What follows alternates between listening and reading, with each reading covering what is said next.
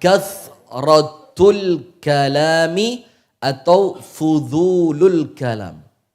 Berbicara berlebihan atau banyak bicara dalam perkara yang tidak mendatangkan manfaat. Atau fudul. Fudul itu berlebihan.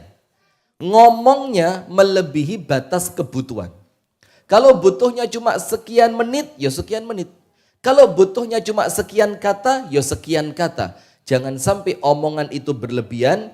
Dan antum tahu ucapan para salaf apa? Saya belajar berbicara itu tidak makan waktu 4 tahun. Tidak sampai 4 tahun. Coba bayi kalau belajar bicara berapa lama? Kadang-kadang ada yang 3 tahun sudah pinter ngomong. 4 tahun lancar. Tapi kemudian ulama dari kalangan salaf ini mengatakan apa? Dan saya dan aku, kata ulama ini, belajar untuk diam selama 40 tahun. Berapa tahun? 40 tahun belajar diam. Karena kita ini nampaknya kalau ngomong pinter, kalau diam susah. Disuruh ngomong pinter, disuruh mendengarkan susah. Wes ini penyakit dan saya pun merasakan itu, Pak. Kalau datang ke suatu pengajian, kemudian kita lihat materi yang disampaikan itu bukan sekedar pernah kita dengar, tapi materi itu materi yang bahkan kita sudah faham bolak-balik. Maka mendengarkannya itu kan sama kayak kemarin. Nah, maka itu mendengarkan itu pun perlu belajar. Maka dikatakan oleh ulama, aku belajar berbicara 4 tahun dan aku belajar diam 40 tahun. Berarti lebih susah mana, berbicara atau diam? Diam. Nah, coba ini belum ditanya sudah diam. Padahal saya belum ngomong jawab gitu. Susah memang diam itu ya. Banyak berbicara. Ibu-ibu tahu Nabi Zakaria alaihi salam ketika dia minta anak kepada Allah Ta'ala. Kemudian dikatakan apa? Wa aslahna lahu zaujah. Kami perbaiki istrinya. Penafsiran para ulama ada 2. Nomor 1, kami perbaiki rahimnya yang sebelumnya itu rahim tidak bisa hamil. Kemudian oleh Allah diperbaiki sehingga dia bisa hamil. Ya kan? Kemudian tafsir yang kedua dikatakan oleh para ulama. Kenapa Allah firmankan di dalam Al-Quran? Wa aslahna lahu zaujah. Kami perbaiki istrinya Zakaria. Disebutkan oleh para ulama apa? Kana fi lisaniha tul. Mulutnya itu panjang. Ngerti enggak mulutnya panjang? Bukan bentuknya. Tapi apa? Omongannya dia itu enggak ada berhentinya. Panjang enggak ada berhentinya. Maka oleh Allah diperbaiki menjadikan beliau itu perempuan yang paling pandai menjaga lisannya. Masya Allah. Maka ini kita minta kepada Allah, Bu. Allahumma hfadz lisani minal kadhibi wa fudhulil kalami.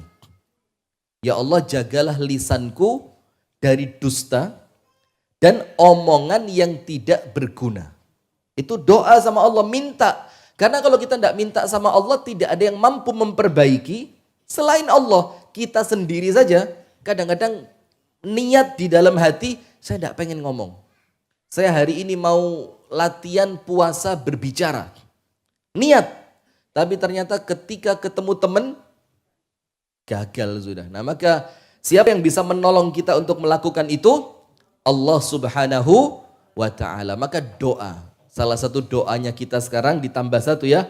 Allahumma hfadz lisani minal kadhibi wa fudhulil kalami. Nanti dicek di YouTube-nya ya. Ya Allah, jagalah lisanku dari dusta dan jagalah lisanku dari berbicara berlebihan atau yang sia-sia. Nah, sekarang banyak berbicara.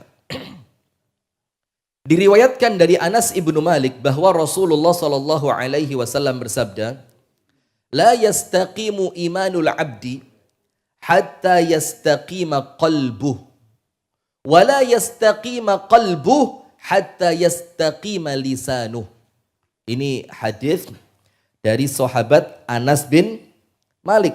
Walaupun hadis ini sanadnya dhaif, akan tetapi kemudian secara makna dia adalah maknanya itu sahih. Maknanya apa?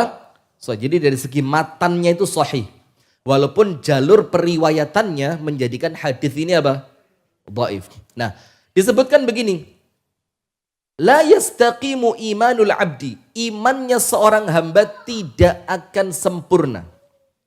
Tidak akan lurus. Tidak lurus itu berarti apa? Bengkok. Bengkok itu artinya apa? Yazidu wa yanqus. Kadang-kadang naik, kadang-kadang turun. Kadang-kadang iman, kadang-kadang maksiat.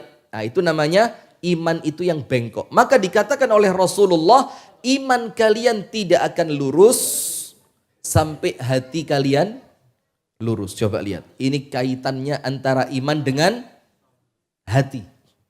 Imannya tidak lurus sampai hatinya lurus. Nah, sekarang mana mungkin hati kita lurus kalau hati kita penuh dengan kotoran. Kalau hati kita penuh dengan penyakit. Kalau hati kita tidak pernah berikhtiar husnudzan kepada sesama muslim. Nah, sementara kalau hatinya kotor, imannya tidak mungkin lurus. Nah, terus bagaimana supaya imannya lurus? Hatinya harus diluruskan. Bagaimana meluruskan hati? Disebutkan oleh Nabi besar sallallahu alaihi wasallam, la yastaqimul qalbu hatta yastaqima lisanuh.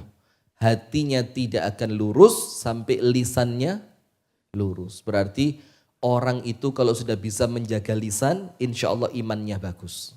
Insya Allah imannya bagus. Diawali dengan hati yang bersih. Kemudian Rasulullah Shallallahu Alaihi Wasallam menjadikan hati yang lurus sebagai syarat lurusnya iman dan menjadikan lisan yang lurus sebagai syarat lurusnya hati. Nah, maka tetap yang paling mudah untuk latihan menjaga lisan biar tidak banyak berbicara itu tidak banyak kumpul manusia. Ayo, karena kalau kumpul ndak ngomong dikira sombong, ya apa ndak? Ngomong khawatir kebablasan, tidak ada remnya. Nah, maka sudah di rumah aja. Dan sekarang mulai banyak orang-orang pinter diem, alhamdulillah, di depan HP. Diam nanti senyum sendiri. Nanti ini hati-hati ya, bisa kena penyakit gila nanti. Diriwayatkan pula secara marfu'. Marfu' itu apa? Hadis yang berhenti pada sahabat Nabi jalur periwayatannya. Jadi jalur periwayatannya tidak sampai Nabi Muhammad, tapi dimarfu'kan. Marfu' itu apa? Diangkat. Karena apa? Isi hadis itu tidak mungkin kalau sahabat yang ngomong. Maka pasti walaupun sahabat tidak mengatakan aku mendengar dari Rasulullah, tapi pasti omongan itu datangnya dari siapa? Rasulullah. Maka hadisnya dibilang hadis apa? Marfu'. Marfu' itu artinya diangkat, terangkat. Dari sahabat diangkat kepada siapa? Nabi Muhammad sallallahu alaihi wasallam. Dari Abdullah bin Umar. Abdullah bin Umar ini Abdullah putranya Umar bin Al-Khattab radhiyallahu taala anhuma. Janganlah kalian banyak berbicara selain zikir kepada Allah. Jadi tidak boleh banyak menggunakan lisan kecuali penggunaannya untuk apa? Zikir. Dan panjenengan tahu zikir yang paling afdol apa? La ilaha illallah, astaghfirullah, hasbunallah wa ni'mal wakil. Sebut semuanya aja. Insyaallah salah satu nyantol nanti. Nah, kalau dalam hadis dikatakan afdhalu dzikri la ilaha illallah. Tapi menurut Al-Imam An-Nawawi, ajma'atil ummah. Para umat Islam ini mulai awalnya sudah sepakat. Anna qira'atul Qur'ani, bahwasannya qira'atul Qur'an, membaca Al-Quran, afdhalul dzikri atau afdhalul dzikri. Dia merupakan zikir yang paling afdhal. Jadi daripada Anda istighfar, daripada Anda bertasbih, bertahmid, itu kalau dibanding-bandingkan jauh lebih besar pahala yang Anda kumpulkan ketika Anda membaca Al-Quran. Itulah kenapa disampaikan oleh para ulama, orang yang tidak membaca Al-Quran, fahuwa aqta', maka dia terputus dari pertolongannya Allah. Ini hati-hati ini. Kita nyaman kok enggak baca Quran, ya kan? Hati-hati, padahal kita sedang terputus dari rahmatnya Allah. Terus bagaimana? Yo dipaksa. Tidak ada orang ibadah tidak dipaksa, di awalnya itu tidak ada paksa. Taruh Quran di tas, taruh Quran di mobil, taruh Quran di kantong, HP ada aplikasi Al-Quran. Di rumah tempat Anda yang paling sering duduk di sana dikasih rak kecil, pasang di sana Al-Quran. Sehingga ketika terbersit keinginan membaca Al-Quran, dengan mudah Al-Quran itu bisa diambil. Iya benda? Angkat tangan yang di mobilnya ada Al-Qurannya. Bawa motor. Tidak punya mobil. Ada. Tapi tidak pernah dibacakan ya? Pasang aja kan? Dibaca. Kapan bacanya? Bulan Ramadan. Iya kurang dikit, kurang 4 bulan. Kapan? Terus alhamdulillah. Maka mobil, kalau yang punya mobil 2, punya mobil 3, punya mobil 4, setiap mobil kasih Al-Quran di sana. Karena apa? Melatih kita untuk memanfaatkan lisan dalam amalan yang terbaik, yaitu zikir dan tilawatul Quran. Karena kalau tidak disibukkan dengan kebaikan, maka lisan akan tersibukkan dengan keburukan. Betul apa enggak? Iya. Jadi ngomongnya itu kadang-kadang walaupun dibilang dosa sebenarnya enggak. Kan ngomongnya ngomong biasa sama temen, ngobrol tentang hobi, tentang apa? Sepak bola, tentang bisnis, usaha, enggak dosa. Tapi kemudian waktu itu apabila digunakan untuk kebaikan maka jauh lebih manfaat dibanding sekedar melakukan perkara yang hukumnya mubah. Dibanding sekedar melakukan apa? Perkara yang hukumnya mubah. Pemirsa Madani TV dimanapun Anda berada, maka dikatakan oleh Abdullah bin Umar, janganlah kalian banyak berbicara selain apa?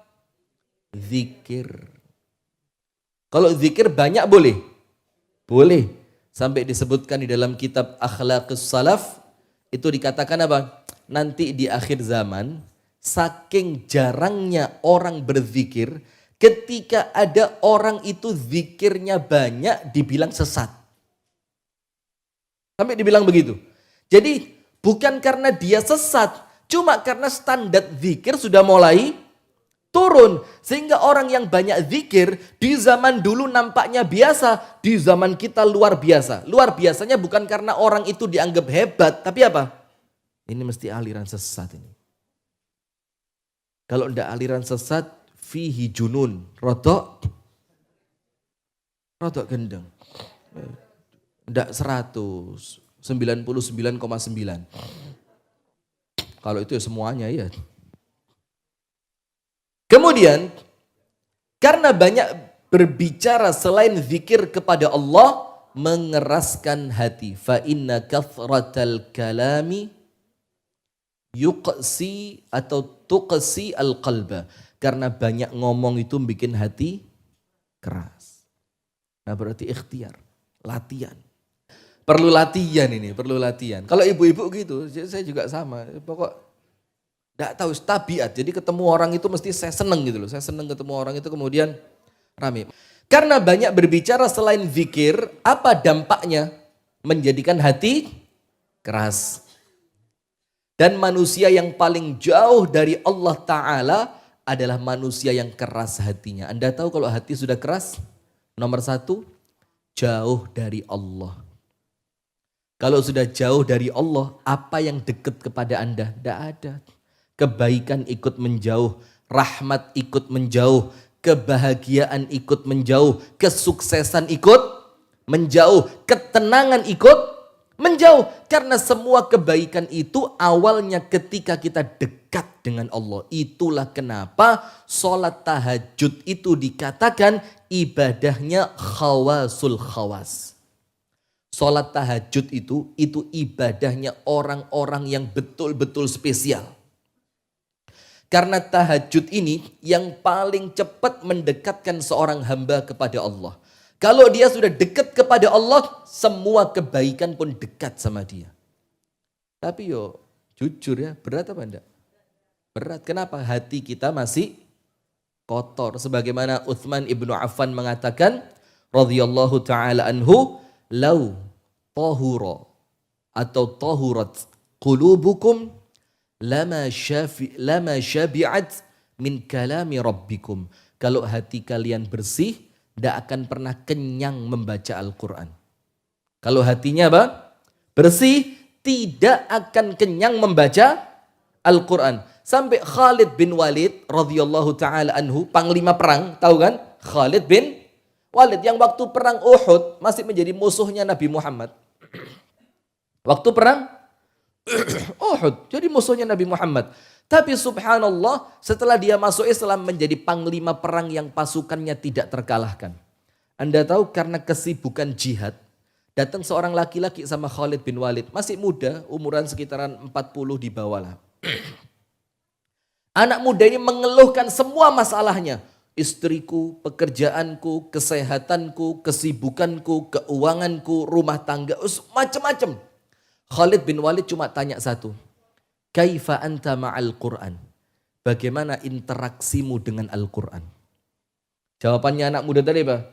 Ma'indi waktun mutahun liqira'atil Qur'an. Saya tidak punya waktu yang longgar untuk baca Quran. Apa kata Khalid? Idhab wa tanaha anni. Pergi kamu, jauh-jauh dari saya. Tidak ada kebaikan yang bisa datang kepada seseorang ketika dia jauh dari Al-Quran. Kata Khalid terus, kamu mau cari solusi apa? Mau cari jalan keluar apa? Kalau sama Quran saja kamu tidak dekat. Setelah pemuda itu pergi, Khalid bin Walid pergi bu, mojok, nangis dia. Terus Khalid bin Walid mengeluarkan kata-kata yang masyhur itu. Yang kita semuanya tahu. Udhran ya Quran syaghalani ankal jihad. Al-Quran saya minta maaf betul. Saya tidak bisa banyak-banyak membacamu karena saya disibukkan dengan jihad di jalan Allah. Nangis Khalid. Bayangin, ini tidak bisa baca Quran gara-gara ibadah yang lain. Kita tidak baca Quran gara-gara sesuatu hal yang lalai.